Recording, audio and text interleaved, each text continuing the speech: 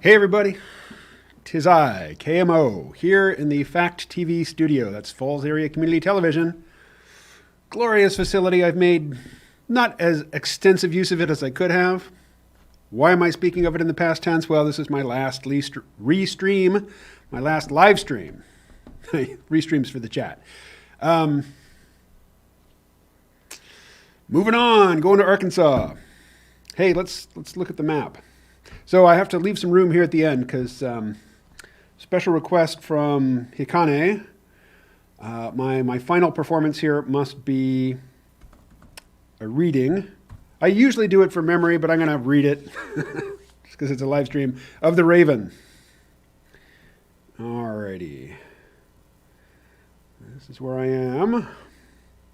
Wow, didn't mean to go out quite that far. I'm spoiled by my touchscreen on the Surface Pro. All right, so we are, where is the dividing line between New Hampshire and, too much zooming. Oh, okay. Springfield, Vermont, that's like 10 minutes north of here. So leaving from, wait, we're right across from Walpole, so it's not on the map right here, but it's about where I am in Bellows Falls, Vermont. So the day after Thanksgiving, I'll pick up a U-Haul and pack it that day, and then early the next morning set out, and I'm going to drive across New York State along these Great Lakes here. Probably spend like 20 minutes in Pennsylvania, maybe a little longer. A good part of the day in Ohio, and the day in Columbus, where I've booked a room at a pet-friendly motel. Don't remember the name of it. And according to Google Maps, it's like a 13-hour drive, but Google Maps assumes that you're at top speed, never stopping for fuel, bio breaks, to stretch, look at the scenery, talk to cops who've pulled you over. So probably like 15 hours, is my guess. And it'd be just about the same the next day as I drive across Indiana and Illinois, through St. Louis, then down historic Route 66. Where is it? Maybe it's historic Route 44. No, that's Interstate 44. I think it is Route 66, though. Ugh. Anyway, to Springfield, head south, cross into Arkansas, and Berryville. It's up here in the northwest corner. Let's see. If we take Highway 62 out of Bentonville, we get to Eureka, another 10 minutes down the road, Berryville, Arkansas. Here we are. All right. I find it unlikely that many of you are going to come unexpectedly knock on my mother's door, so I can even show you exactly where I'll be. Let's see. Of course, you navigate anywhere in Arkansas, or anywhere anywhere in Berryville from Walmart. So here's the Walmart Supercenter out on the outskirts of town, along with Dollar Tree, KFC, Pizza Hut, McDonald's, all those soulful corporations. Alrighty, so Highway 62 cuts through a square, an old historic square up here. Oh, there are these little controls over here. How about that? Right. All right, see this green area? This is a park, and before this highway was cut through it, it was this, it was a whole square, and you could just walk around in the park. And so you've got like a big bank here, auto shop, there's a handgun museum, drugstore, which has been there since I was a little kid. I remember buying my first X-Men comic, Uncanny X-Men number 129, I think it was, at that drugstore. Anyway, Ozark Cafe, this is an institution. But anyway, this used to be town. If you were going to town, you were going here. And now this area is largely, it's, a relic. But anyway, down Church Avenue to Clark Road.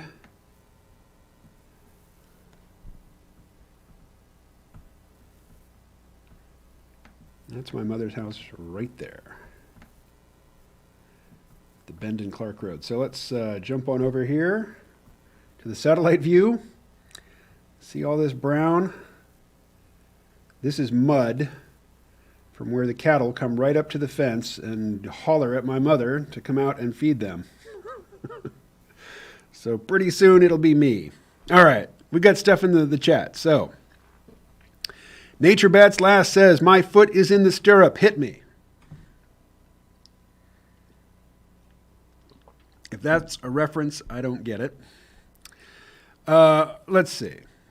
Oh, maybe he's referring to the clip that I use at the beginning of every episode of the C-Realm podcast. It's Leonard Nimoy from the game Civilization 4. And when you discover horseback riding, the quote that he gives is, if you speak the truth, have a foot in the stirrup.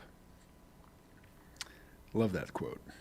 Anyway, Patrick says, greetings and salutations. I say the same. Jesse says, plan on visiting anything on the way to Arkansas? No. I'm going to drive in 2 marathon sessions, probably going to take advantage of the heightened awareness that modafinil, is that what it's called? Modafinil. I think it's modafinil makes possible. Patrick says, buy local. If you buy at Walmart in Arkansas, you are buying local. Not really. Berryville looks like a big city compared to Rockingham. I almost just said aloud, I'm about to say aloud, Alexa, what's the population of Berryville, Arkansas? But Alexa's all the way across the parking lot. She cannot hear me. So, Next best thing. Hey, Google, what's the population of Berryville, Arkansas? In 2019, the population of Berryville was 5,442. All right. So yeah, Berryville's a metropolis compared to Bellows Falls. It's like 2.5 times the size. Andy says, been listening to the Sea Realm since at least your New York City days. Look forward to hearing about your next steps. Cheers, KMO. Cheers to you, Andy. And let me just say that the Sea Realm podcast started in the year 2006 when I was living in Arkansas, in Gravette, Arkansas, to be specific. And I would regularly drive to the Panera Bread Company in Bentonville, Arkansas, just a stone's throw from the Walmart corporate headquarters, their global headquarters, to squat on their Wi-Fi and record early interviews for the Sea Realm podcast. Ben Rubber says, Jesse asked, plan on visiting anything on the way to Arkansas? Was fast forwarding and accidentally deleted the comment.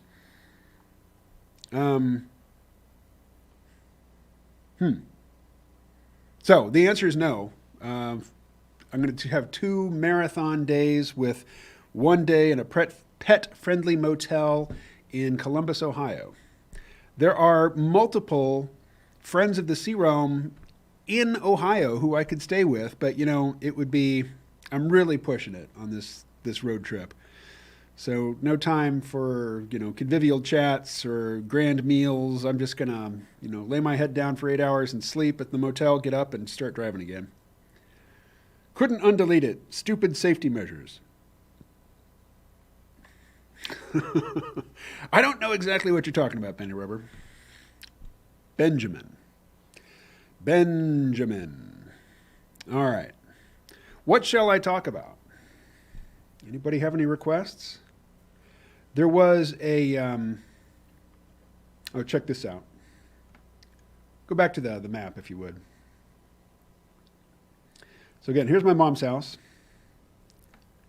And so all of this 10-acre piece here, that's attached to her place, and she's got cattle. But if you cruise on down the hill, and this is a steep hill here, she's got another piece. All this is hers as well. And here's an old barn. This is what's called a grade A dairy barn. Now, my grandparents, my mother's parents, are both dead. And for many years prior to their deaths, they weren't doing anything with dairy cattle. So this grade A dairy barn is, it's not ready to live in, but it could be made ready to live in. So I've been eyeing that, thinking about it. I might live in a dairy barn. Wouldn't that be silly? Here is another barn. This one's right there on the property. It is not, last time I saw it, I would not trust it to keep me sheltered from the elements. All right, you can't see it from above, but this big tree here is growing up through the engine block of an old truck that was just sitting out there in the field. Let's see. Again, I need to use these controls. They are more precise. This is a big pile of scrap metal. My grandfather collected scrap metal for some reason. He always had these grand visions of things he was going to do with it. There used to be a big school bus sitting here right by the house. He planned to fix up and take on road trips. He couldn't go anywhere, though. He's a farmer. Farmers can't take vacations. Your animals need you every day. Anyway, I will probably make many a video just walking around out in this field. And somewhere over here, there's an earth-sheltered home.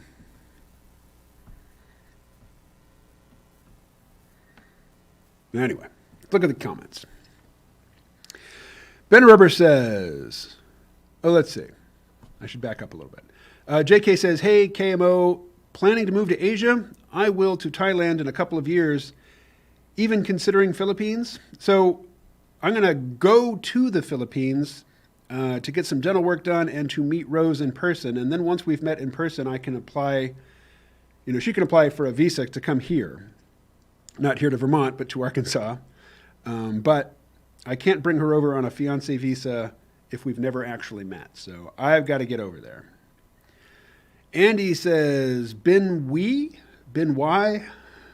I don't know what that is. Ben Rubber says, talk about the Rittenhouse trial. Have you been following it? Thanks. I've been binging the court live streams like a Netflix series. Binging, I guess. Oh, it is binging, yes. No, I'm not following it. Collin, you want to come in here and talk about the Rittenhouse trial? Really, I would be commenting in total ignorance. All right, come on in. Appropriate? I've got 2 minutes before I need to get back to what I was doing. All right, here we go. But I really had no idea what Have a seat. happened. I don't want to sit down.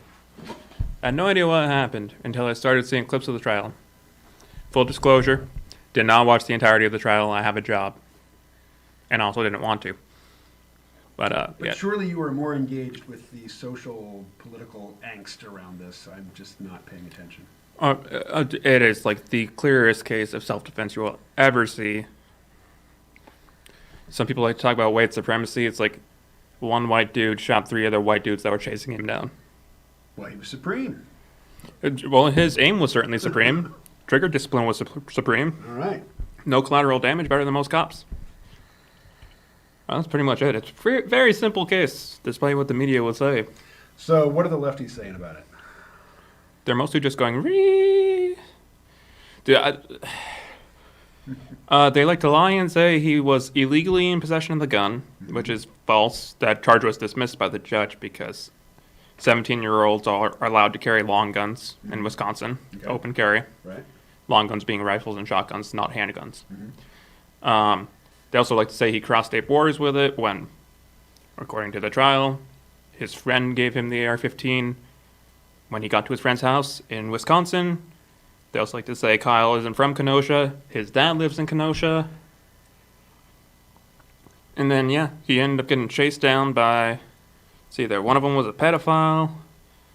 One of them was some other bad type of criminal. And then the one that lived was a felon with an illegal firearm.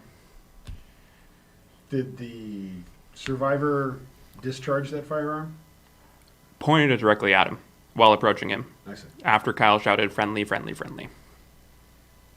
He did say during his testimony, he said he didn't say he chased him. When asked if he chased him, Gage, I think his name is, the one with the handgun said, no, I didn't chase him. But then when further questioned, said he followed in the direction of Kyle while Kyle was running away from him.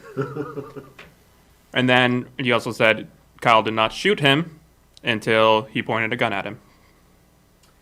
So, Ben Rubber responds, haha, and one of the white dudes kept saying, shoot me, N-word. And Grant Ballard says, dude, he crossed state lines. He did. Not while in possession of a firearm. From what I hear, obviously I wasn't in the car with him. If you live in Bellows Falls, Vermont, you want to go to Target or Walmart, you're crossing state lines. Yeah. My grandfather, who I will not name, bought a gun in Alstead and then just crossed the state lines back and forth without being properly permitted to do so. We had to lecture him about that. But also it's pretty stupid. But this is, it's emblematic, I guess. I mean, lots of people are paying very close attention to it and arguing about it online. And I think it's just, it's a proxy, like the Kyle Rittenhouse issue is a proxy for one group of people wants self-reliance. They want, they want to be able to protect themselves, to own weapons. And another group says, no, that's the job for the police, and not everybody should be allowed to, to possess weapons. I'm typically pretty Second Amendment, like just pretty firm on that. Go look at the video on his channel of him shooting my AR. Yes.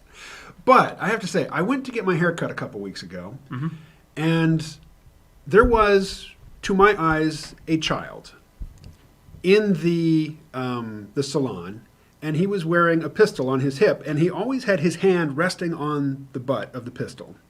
And when I say he was a child, he looked to me to be, I don't know, 16, 17, maybe he was 20, who knows. But, also, and, this is body shaming, but chubby kid. It's like, if the discipline that you show, taking care of your body is indicative of the discipline you're going to show with that firearm, I'm not really comfortable with you, wearing it around out in public. If you're going to be touching it all the time, I mean, I used to do that with my pocket knife. I used to always have my hand on it. Mm-hmm. Sometimes it's just a good place for your hand to sit, but no, you shouldn't be doing that. And,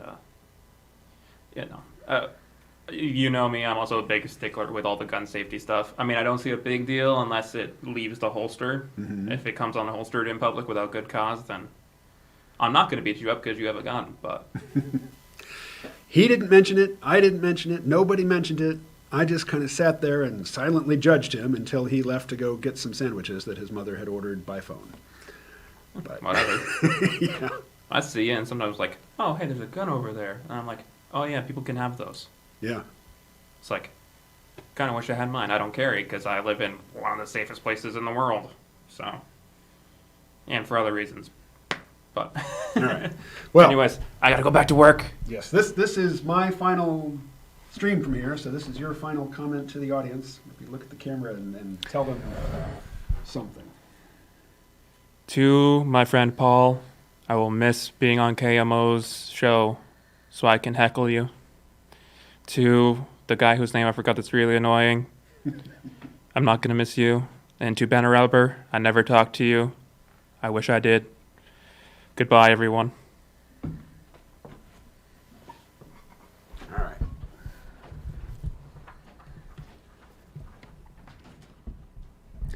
Now, to Collin's credit, every time I come in here, this cord or this cable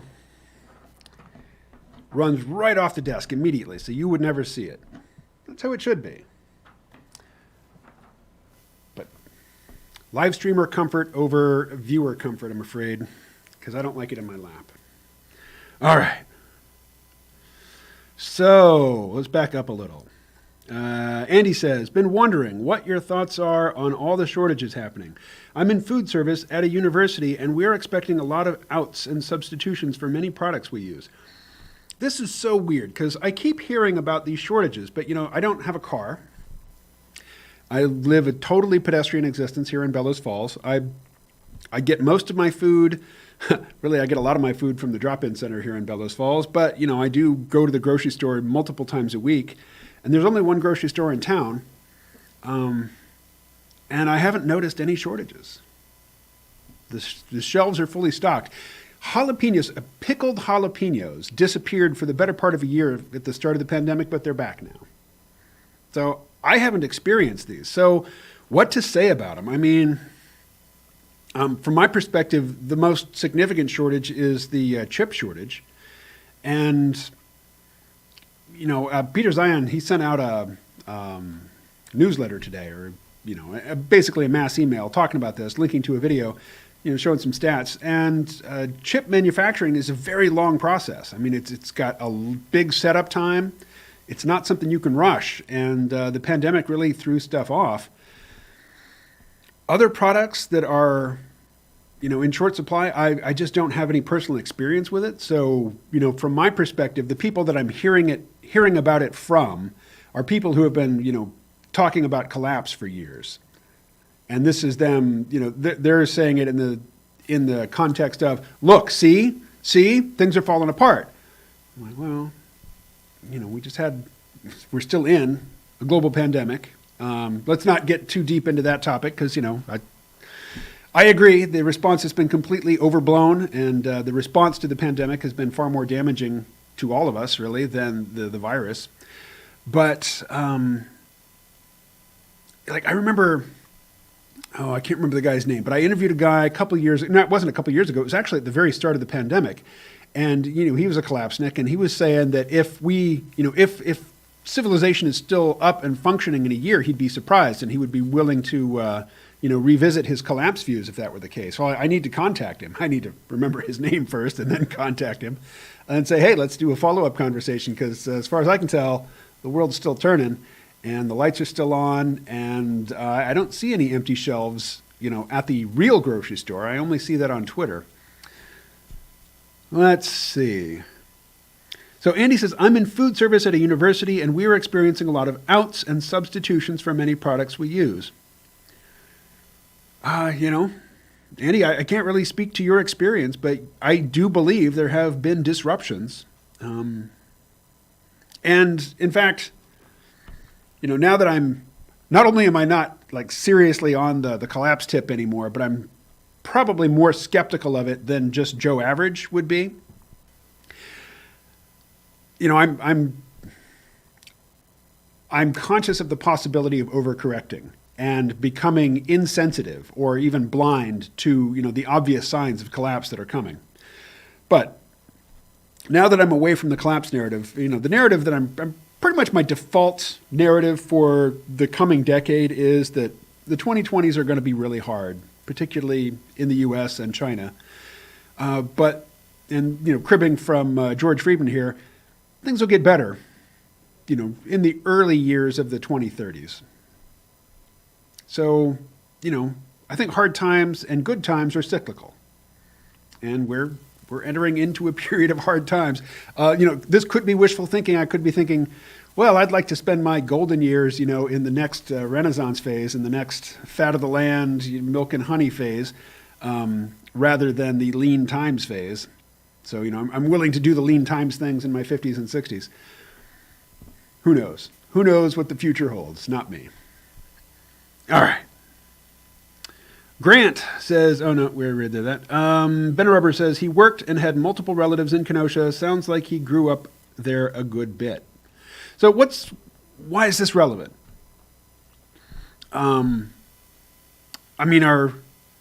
Is the argument that if he doesn't actually live in Kenosha, but he went there with a gun, that he clearly went there to do, he was politically motivated to go where people that he disagrees with will be gathering on the street so that he could murder them?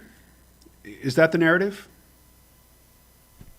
I see people, throwing out this point. He lived there. Well, he didn't really live there, but, his dad lived there, and, he crossed state lines. I mean, I cross state lines all the time. I'm not, this is obviously, in the chat, this is it's shorthand for larger, more extensive conversations taking place someplace else. And I'm just not following those conversations because this particular incident, I see that it's emblematic, but that doesn't make it compelling for me. I mean, it's I waste a lot of time watching videos on crypto, so that's probably where a lot of my attention goes. But, other things draw me away from that, and the Kyle Rittenhouse trial just isn't one of them. Let's see. Grant says, taking the piss, boys. Truly believe he was defending himself and property. Pray I could handle myself as well in his position. Let's see. Ben Rubber says, also, the prosecutor assistant pointing the gun at the jury as an example had his gun on the trigger. I think you mean had his finger on the trigger. Big gun safety blunder. I did see that clip of the prosecutor pointing the weapon. It looked like he was pointing it at the defendant's table. But I noticed there was no clip in the weapon. Oh, my vocabulary has been corrected. It's not a clip, it's a magazine. But the magazine was not in the weapon. Ben Rubber says, another thing you could comment on that no one knows the details about is the Alec Baldwin situation. He shot a cinematographer on set. Yeah, he shot the cinematographer and the director, but the cinematographer died. I notice a lot of people are really anxious to pin the responsibility on Alec Baldwin. And again, this is one of my I don't have a dog in this fight things. I don't really care, where the responsibility comes down. But I just know that there are people on set, on a big budget movie, whose only job it is to keep track of the props. And when some of those props are firearms, there are special prop guys who just wrangle the firearms. And, a lot of times when you see an actor on screen, with a weapon in hand, a lot of times that weapon it's made of rubber or it's made of wood. It's not a functioning firearm. It's not even a replica. It's, and they save the actual firearms and firing blanks for, very special scenes. So from my perspective, Alec Baldwin's job is to be a recognizable star, to memorize his lines, to hit his marks. And it's somebody else's job to make sure that the weapon that he is handed for a particular scene is the correct prop for that scene. And that was not the case here. Again, I don't have a dog in this fight, but it seems weird to me when I see this issue come up, like on Twitter or wherever. People are just really intent on assigning blame for this. And it's like, it sucks that it happened. It's like when Bruce Lee's son, Brandon Lee, died on the set of The Crow in the early 90s. It sucks that happened. That really sucks. People need to be more careful. But beyond that, I don't see the point in really fixating on it. Let's see. Hikane says, Grant, you got me. JK says, how about cat food? I was in PA and there was a shortage of that. My cat is so spoiled. She gets this regional red from Origin. It's no grain, all meat-based, but still dry kibble cat food. It costs a ridiculous $70 for a bag of this stuff. But when I feed her cheaper stuff, I pay for it when it comes time to clean the litter box. So, old three-legged cat, she gets the very expensive cat food. And like I say, I order it online. I order it from Amazon, actually. And it shows up at my door. So if there's a shortage of it, well, somebody in Amazon's pulling for me and, holding some back for KMO and his three-legged cat. Let's see. JK says, at least wet food, specifically friskier cans. Yeah. Every time I open a can of tuna, I squeeze the juice out into her plate, and I usually put some nutritional yeast on it as well, and that is a treat for the kitty. But that's the closest she gets to wet cat food. Benarubber says, have you read The Fourth Turning? I've been meaning to read it for like a year. I haven't actually read the book, but I'm pretty familiar with the whole Strauss and Howe generational theory. There's a section of 4 generational archetypes and the generational, or the 4 historical periods that they create. And, the criticism that I hear about this is that it's very specific to the United States. Like, the generations, the GI generation, and then the baby boomers that followed, and then their kids, the Gen Xers are mostly, like my parents, I'm Gen X, my parents were a silent generation. They were the generation just before the boomers. All of the archetypes really seem to fit. Like the GI generation, the greatest generation so-called, these are the hero generation in the Strauss and Howe, in their model. And then the people who come after, what are they called? The poets or something? I mean, basically, these are the kids who get raised in the really easy good times, and that's the boomers. Then comes the nomad generation, the ones who, like the boomers, they just enjoy it. They've got it good and they enjoy it. And it is the next generation that kind of sees the shallowness of all that and feels dissatisfied, but is also largely neglected. And yeah, Gen X, raised by wolves, latchkey kids. That really fits. And then the generation after that, the millennials. The millennials are supposed to be like the second coming or the next iteration of the hero generation. Are they going to live up to it? Are they going to be, as decisive and heroic as the GI generation? I don't know. But all of this maps really well onto the collective experience of people living in the United States and Canada, but, not so much to people living in China or Papua New Guinea or, Sierra Leone or even Western Europe. I mean, it doesn't map as neatly. But I have not read the book as far as I remember. They've got multiple books, by the way, Strauss and Howe, and one of them is dead. I forget which one died and which one's still around. But yeah, I'm very familiar with that whole model. So Hikane says, blame the Alec Baldwin situation goes on a lot of people. Oh, blame for the Alec Baldwin situation goes on a lot of people. Like, why was the cinematographer standing in front of a real gun? even if it had blanks. Yeah, I mean, a blank, you still need something on the shell casing to keep the gunpowder in it. It's usually like wax or a bit of paper or something. Still, there is something that gets propelled down the barrel of that gun and can hit you, and it's probably won't kill you, but it won't feel good. Again, like in a situation like that, yeah, for liability's sake. I mean, there are people whose job it is to assign blame and then assign, financial compensation for people who have been wronged, preferably paid out by the insurance companies, who underwrote the production.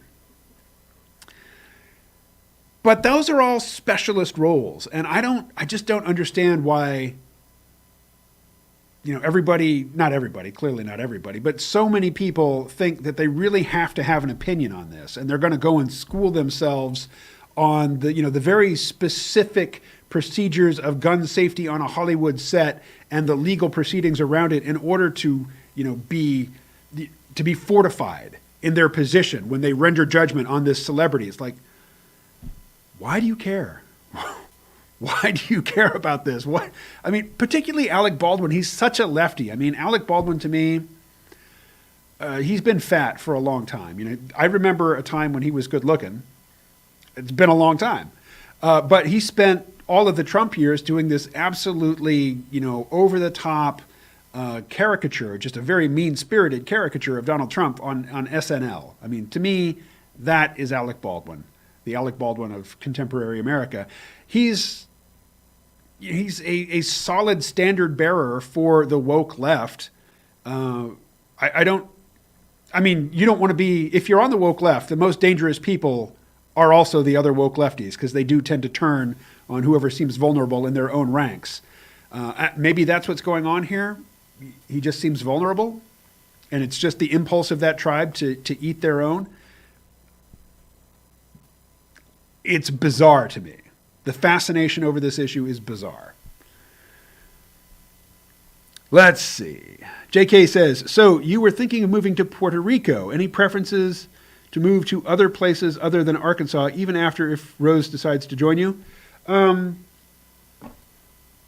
the money that I make, I could live a lot better in the Philippines than I can in Arkansas. So I would like to go to the Philippines. The thing is, my mother is 82, and to her, me being in Vermont is like me being on the other side of the planet. Me being actually on the other side of the planet would be like me being on Mars. So there's going to have to be, regardless of where I spend my time, I'm going to have to come back to the U.S. at least once a year, and not just for a week, probably for several months. And that's expensive. But I've looked into Cambodia. Cambodia, you can drive to Thailand from Cambodia. They're bordering states or bordering nations. Cambodia used to be really underdeveloped and kind of backwards and authoritarian even to tourists. The police were pretty corrupt. And as I understand it, all of that has improved dramatically, but it's still super cheap to live there. So I've thought about that, thought about Vietnam. Vietnam is nice in that, again, it's very affordable, but it's totally built up, very cosmopolitan, all the luxuries, all the amenities, good internet at a fraction of the price. So yeah, Vietnam sounds good. In this hemisphere, I've thought about Colombia. I've thought about Argentina. Kind of toyed with Mexico, but Mexico's getting more expensive and also getting weirdly authoritarian. So I haven't listened recently, but for a long time I was listening to a podcast. It's a radio show on Gary Null's network. It's called, what's it called? Gosh, the name is a play on the X-Files. It's like the Latin America Files or something like that. Anyway, the guy that Johnny Mueller is the podcaster who does that show. And I've been listening to his show, and he really recommends, I think, Honduras or Guatemala. Guatemala, I think, is what he really recommends. Largely because, it's way off what he calls the Gringo Tourist Trail. The places where lots of wealthy tourists go, you're going to have a whole ecology of people looking to pull money out of the pockets of those wealthy tourists. And you don't want to live there. You don't want to live in that situation because, the people who are just looking for the gringos and seeing them as walking ATMs typically will not recognize that you're a local, that you've been there for a long time, that they shouldn't treat you like they treat the other tourists. So you want to get away from that. I keep meaning to learn Spanish. I haven't gotten very far with it, I have to say. I think I'll have to be in a Spanish-speaking environment in order to really muster the discipline to study every day. Benefit there, Berryville, Arkansas is largely a Spanish-speaking environment. There is a Tyson chicken plant there, and it used to be run by a company called Okoma. And when it was the Okoma chicken plant, everybody in my family worked there at one time or another. My grandmother, grandfather, all my aunts and uncles, everybody. Even my father worked there. My father, who's from New York City, he just married a girl from Arkansas. He worked there very, very briefly, couldn't hack it. But that chicken plant is still there. It is a Tyson chicken plant now, and the only white people who work there are management. Now, all the people actually doing the hard, ugly, nasty, dangerous work, they are from south of the border. They speak Spanish. Right across the street from the chicken plant is a, like a Western Union. I don't think it's actually Western Union, but it's a send money home organization. All the signs are in Spanish. So there's free Spanish lessons. In the United States, soccer is a game played by children. In Spanish-speaking countries, soccer is a game that is played by adult men, and everybody likes to watch. And the sheriff's department, actually in Carroll County, they built a soccer field for the adult male Spanish-speaking population to have to play games, and they do, and it attracts a lot of people. And a lot of the old white folks in town don't like it, and they say soccer is for kids, not for grown men. Well, they have a different opinion south of the border. Let's see. Jesse says, everybody thinks they're an expert since the spread of the internet. Yeah, I was talking about that recently. It's gotten worse since the pandemic, in my opinion. Absolutely. Yes, absolutely. So my understanding of science is very high level. But when I say high level, I'm not saying I'm a working scientist. I'm saying it's not very specific to any one discipline. When I was a grad student in philosophy, my area of emphasis was philosophy of science and the philosophy of mind. So I'm very well versed in the whole process of, you've got a paradigm, a theoretical paradigm, which explains things pretty well, but a new generation starts to see, look, it's not working in these particular instances, and here's a new model that works in those instances, and the old guard says, no, we don't like it, it doesn't, it's still not as good as the old model, and it's usually not.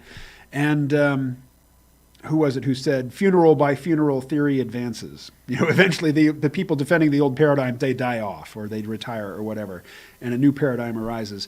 But I know things like the relationship, the difference between a hypothesis and a theory. I think colloquially, most Americans just use those two terms interchangeably. If you've got some notion, if you've got some speculation, you think some certain case might be you think some set of events or, something might be true, but you're not sure. That's speculation, but, outside of scientific circles, English speakers, or at least in the U.S., they say, oh, that's a theory. That's just a theory. A theory is a very well-defined, well-developed, body of accepted inference and procedure. And it is, tested for decades, if not centuries. Not so with hypotheses or, even more so, idle speculation. So those words cannot be used interchangeably. But people who do use them interchangeably get on Wikipedia or on some website, some forum, and they learn a few scientific terms, or they've heard somebody who's spinning some, fantasy scenario, but who uses scientific terms in the spinning of this scenario, and they hear it enough times that they can kind of repeat it, and then, they think they're an expert. That's, to me, I don't want to make too big of a deal out of it. I don't want to say it's some crisis in our civilization, but it's a problem. It's not helpful. When everybody has to stay home and your only connection to the world is through the internet, and what you see is the result of the output of some curating algorithm, which is trying to figure out what is going to appeal to you. And if you've been taken in by, pseudoscientific conspiracy narratives in the past, well, it's got a whole basket full of them, and it's just going to dole them out to you just to keep you engaged. So, you're really swimming upstream by relating to the world through the medium of the internet. It's even if you're making deliberate efforts to counteract your own bias, the algorithms are going to, they're going to pull the rug out from under you. They are going to undermine your own efforts. But most people, as far as I know, make no effort whatsoever to even recognize that they have a bias, much less take steps to counteract it. So, yeah, people thinking that they are experts on biology, virology, immunology, when, they haven't been to medical school. To me, that's a problem. If you know a lot of technical things that you got absorbing the narrative of somebody who is an iconoclast or who is telling you that the established official narrative on this topic is bunk, well, if that's where you got your knowledge, then your knowledge is really shaky, to say the least. Let's see, what else we got here? Ben Rober says, so far I've seen lefties defend Alec Baldwin and the right upset that the left is removing responsibility from Alec for basic gun safety measures like checking the chamber when being handed the weapon. Okay, yeah, I mean, what I articulated before is Alec Baldwin's job is to look where the director tells him to look, to say the lines that he's supposed to have memorized, to emote, to elicit a good performance from his co-stars. There is somebody else on set whose only job it is to keep track of the real guns, the fake guns, the props, and to give him the right thing in the right situation. All that said, yeah, I mean, if you're an actor who does films where you're regularly handling weapons, you've probably done some weapons training outside, off the set. Like Keanu Reeves, there's this footage of him on the internet going through this basic boot camp, advanced training for weapons handling and marksmanship and stuff. If you're an action star, or if you're just, the sort of actor who regularly has a gun in his hand, you've probably had some training offset, and there should be, some basic safety reflexes, gun safety reflexes that should just be automatic to you if you've taken any time whatsoever to familiarize yourself with, proper gun safety. So did Alec Baldwin fail in that instance? Yeah, I guess he did. And somebody's dead. Still, though, there's no criminal intent. Unless something comes to light, that there is something between him and this cinematographer. To me, it's a bummer. I don't even want to say it's a tragedy. It sucks. You make movies about people killing other people with guns, and occasionally a gun goes off and somebody dies. It doesn't happen often. Think of how much simulated violence you see on screen. An infinitesimal, tiny fraction of a percent of that, results in actual gun violence and death. It happens. It sucks that it happens, but it happens. But I just don't see the point in fixating on it. But, I'm not a Twitter star. If you're a Twitter star, you got to have takes. You got to have takes on stuff all the time, all day, every day. Got to have takes. All right, Jesse says, it's still really corrupt in Cambodia at high and low levels. My friend had to bribe a cop for them to sign a police report after having his phone stolen. It's also most expensive because they use the U.S. dollar. They actually have their own money, but yeah, they use, if you go to we'll say a restaurant, and your bill comes to $4, you could take out a $5 bill and pay with that, and what you'll get in change is the local money. Let's see. Ben Rober says, some cultural juices jostling in the Rittenhouse case revolves around guns and how people should handle or where to bring them.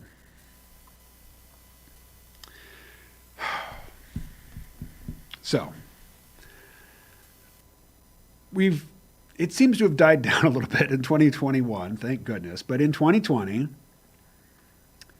the Blue Tribe just needed to riot. And they rioted a bunch. Burned buildings, smashed windows, assaulted people.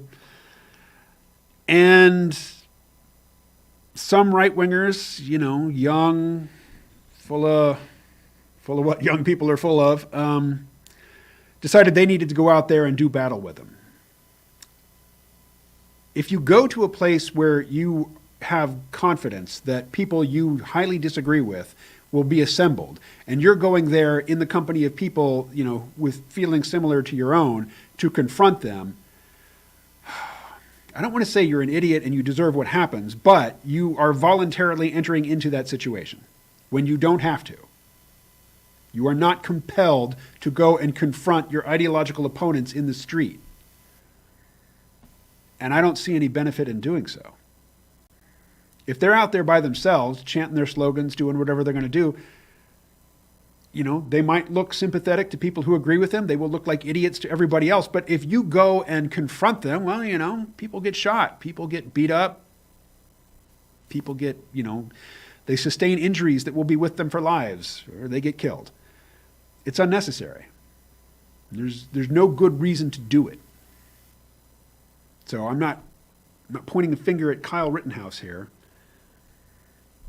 But the whole context of, we all feel powerless. To feel powerful, let's get together in a group and go out into public and confront people we disagree with.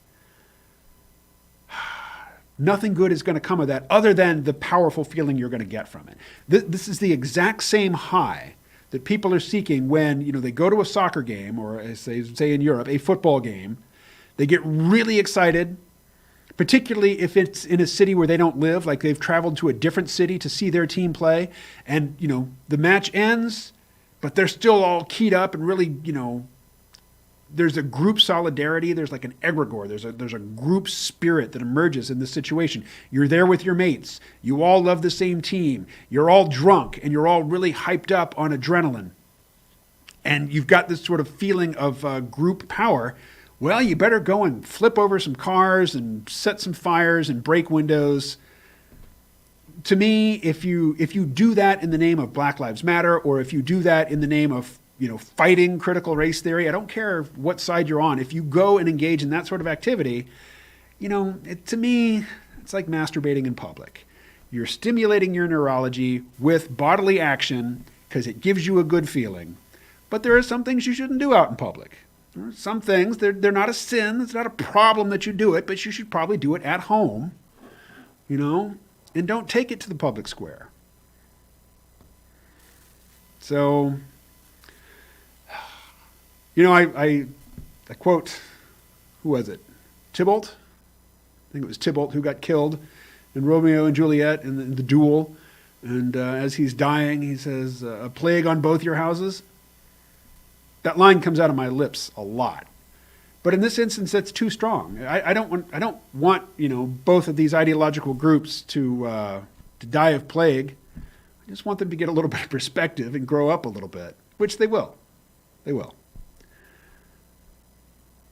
It's not 40 and 50-year-olds out there getting in brawls in the street. I mean, yeah, you can point to a few examples, but if you go to those events, it's young people. It makes them feel powerful, makes them feel relevant in a world where they're increasingly irrelevant. Most of us are irrelevant, in this rapidly automating technological context that we live in. Oh, hey, it is 6:21. So I'm going to go through the rest of the comments real quick, and then I'm going to read The Raven by Edgar Allan Poe, which I do have committed to memory, but I haven't practiced it, so I'm going to cheat. I'm going to look at the words. But I would often use the opening couple of stanzas of that poem as a mic check here in the studio. So Collin asked me to end up on The Raven. All right. JK says, not sure she would like those places. Arsenal Rain says, hey, kiddo. Ashy Main Bravo says, is Social Security and Medicare a Ponzi scheme? A Ponzi scheme. So the defining characteristic of a Ponzi scheme is that there is no actual investment. There is no actual money generating mechanism. Basically, the people who buy in early get benefits because they are just given the money of people who come in later. And as long as there are new people coming in, the money that they bring with them, gets fed into the pyramid. Social Security is kind of like that, in that the people who are working now and paying Social Security now, that money is not going into some account where it sits and waits for them to retire. It's being paid out to current Social Security beneficiaries right now. And the baby boom generation is huge. The generations that follow, well, Gen X is a smaller generation. The millennials are also huge. They are as big as the boomer generation, or if not bigger by this point, because so many boomers have died. But there will be a period where it's going to be a strain for people who are still working, to continue to fund the Social Security benefits of the people who are currently retired. But I wouldn't say it's a Ponzi scheme because nobody is being duped. It's not directed at gathering up a bunch of money and deceiving people and then making off with it. It's a system that is meant to continue to run. It may falter, but that doesn't make it a Ponzi scheme. Let's see. Neo-feudal casino gulag plantation economy is being revealed now. Yes, it's called play to earn gaming. Bagabone says, LOL, are you calling them wankers? I was probably suggesting that yes. People who go out into public places to do physical battle with their ideological enemies are wankers, yes. Anthony says, Hikane, thanks for all your contributions to these live streams. You have a lot of courage and a good head on your shoulders. KMO, have a safe trip out to Arkansas. Thank you, Anthony. And Anthony, I still have a shirt to send you. It will arrive in your mailbox at some point. Arsenal Rain says, recite the Raven. Yay. Okay, again, I'm going to read it. In fact, I would suggest putting the text up on the screen there. All right, throat's a little dry. Big slug of coffee first. All right. Once upon a midnight dreary, while I pondered weak and weary over many a quaint and curious volume of old forgotten lore, while I nodded, nearly napping, suddenly there came a tapping, as if someone gently rapping at my chamber door. "'Tis some visitor," I muttered, tapping at my chamber door, only this and nothing more. Ah, distinctly, I remember it was in the bleak December, and each separate, dying ember wrought its ghost upon the floor. Eagerly I wished the morrow. Vainly I had sought to borrow from my books surcease of sorrow, sorrow for the lost Lenore, for the rare and radiant maiden whom the angels name Lenore, nameless here for evermore. And the silken, sad, uncertain rustling of each purple curtain thrilled me, filled me with fantastic terrors never felt before, so that now, to still the beating of my heart, I stood repeating, "'Tis some visitor entreating entrance at my chamber door, some late visitor entreating entrance at my chamber door, this it is and nothing more." Presently my soul grew stronger. Hesitating then no longer, "Sir," said I, "or madam, truly your forgiveness I implore. But the fact is I was napping, and so gently you came rapping, and so faintly you came tapping at my chamber door, that scarce was sure I heard you." Here I opened wide the door. Darkness there, and nothing more. Deep into that darkness peering, long I stood there, wondering, fearing, doubting, dreaming dreams no mortal ever dared to dream before. But the silence was unbroken, and the stillness gave no token, and the only word there spoken was the whispered word, "Lenore?" This I whispered, and an echo murmured back the word, "Lenore?" Merely this and nothing more. Back into my chamber turning, all my soul within me burning, soon I heard a tapping somewhat louder than before. "Surely," said I, "surely that is something at my window lattice. Let me see then what thereat is, and this mystery explore. Let my heart be still a moment, and this mystery explore. 'Tis the wind, and nothing more." Open here I flung the shutter, when with many a flirt and flutter, in there stepped a stately raven of the saintly days of yore. Not the least obeisance made he, not a minute stopped or stayed he, but with mien of lord or lady perched above my chamber door, perched upon a bust of Pallas just above my chamber door, perched and sat, and nothing more. Then this ebony bird, beguiling my sad fancy into smiling by the grave and stern decorum of the countenance it wore, though thy crest be shorn and shaven, thou, I said, art sure no craven, ghastly grim and ancient raven, wandering from the nightly shore? Tell me what thy lordly name is on the night's Plutonian shore. Quoth the raven, Nevermore. Much I marvelled, this ungainly fowl, to hear discourse so plainly, though its answer little meaning, little relevancy bore. For we cannot help agreeing that no living human being ever yet was blessed with seeing bird above his chamber door, bird or beast upon the sculpted bust above his chamber door, with such a name as Nevermore. But the raven, sitting lonely on the placid bust, spoke only that one word, as if his soul in that one word he did outpour. Nothing farther than he uttered, not a feather than he fluttered, till I scarcely more than muttered, Other friends have flown before. On the morrow he will leave me, as my hopes have flown before. Then the bird said, Nevermore. Startled at the stillness broken by reply so aptly spoken, Doubtless, said I, what it utters is its only stock and store, caught from some unhappy master whom unmerciful disaster followed fast, and followed faster, till his songs one burden bore, till the dirges of his hope that melancholy burden bore of nevermore. But the raven, still beguiling all my fancy into smiling, straight I wheeled a cushioned seat in front of bird and bust and door. Then, upon the velvet sinking, I betook myself to linking fancy unto fancy, thinking what this ominous bird of yore, what this grim, ungainly, ghastly, gaunt, and ominous bird of yore meant in croaking Nevermore. This I sat engaged in guessing, but no syllable expressing to the fowl whose fiery eyes now burned into my bosom's core. This and more I sat divining, with my head at ease reclining, on the cushion's velvet lining that the lamplight gloated o'er, but whose velvet violet lining with the lamplight gloating o'er she shall press, nevermore. Then methought the air grew denser, perfumed from some unseen censer swung by seraphim, whose footfalls tinkled on the tufted floor. Wretch, I cried, thy God hath lent thee, by these angels he hath sent thee respite and nepenthe from thy memories of Lenore. Quaff, oh, quaff this kind nepenthe, and forget this lost Lenore. Quoth the raven, Nevermore.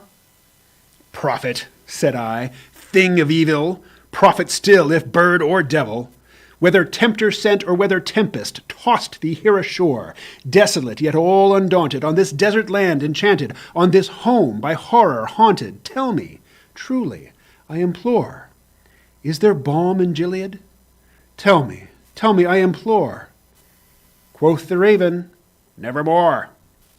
Prophet, said I, thing of evil, prophet still, if bird or devil, by that heaven that bends above us, by that God we both adore, tell this soul with sorrow laden, if within the distant Aden it shall clasp a sainted maiden whom the angels name Lenore. Clasp a rare and radiant maiden whom the angels name Lenore. Quoth the raven, Nevermore. Be that word our sign of parting, bird or fiend, I shrieked, upstarting. Get thee back into the tempest and the night's Plutonian shore. Leave no black plume as a token of the lie thy soul hath spoken. Leave my loneliness unbroken. Quit the bust above my door. Take thy beak from out my heart and take thy form from off my door. Quoth the raven, Nevermore. And the raven, never flitting, still is sitting on the pallid bust of Pallas just above my chamber door. And his eyes have all the seeming of a demon's that is dreaming, and the lamplight o'er him streaming throws his shadow on the floor, and my soul from out that shadow that lies floating on the floor shall be lifted nevermore.